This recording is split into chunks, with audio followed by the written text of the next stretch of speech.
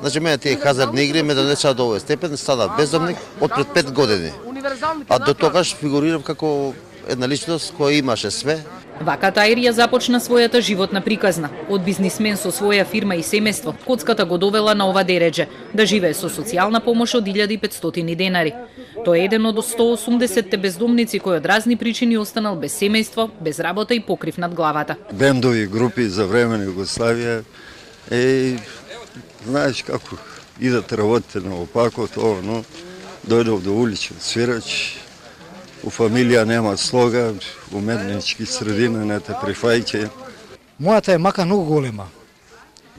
Мојата мака не може да свати никој, ама Овие луѓе со години на ова место добиваат помош во храна, облека, лекови, можност за капење и преспивање, но ретко кој од нив сака да работи и да си обезбедува екзистенција.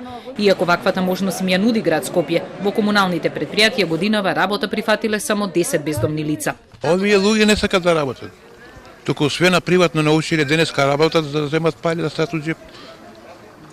Не се учени од малена, од 19-20 години да почнат да работат. Ова се луѓе кои што имаат изгубено довербата пред се во себе, во системот, во сите околу нас и нашата единствена цел е нивна реинтеграција во општеството, се со цел да не бидат зависни од социјалните сервиси кои што ги нуди пунктот за бездомни лица. Некогаш е и субјективниот проблем на лицата кои што се бездомни, кои што едноставно не се ангажирани, веројатно се навикнале на начинот на кој што живеат.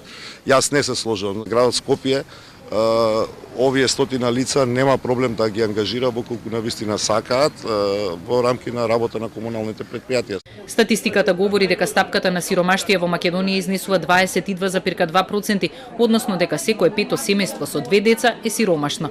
Невладините измерија дека од 156 анкетирани еднородителски семејства, повеќе од 90 живеат на работна сиромаштија, а сиромашни се и 9% од вработените и над 7 од пензионерите.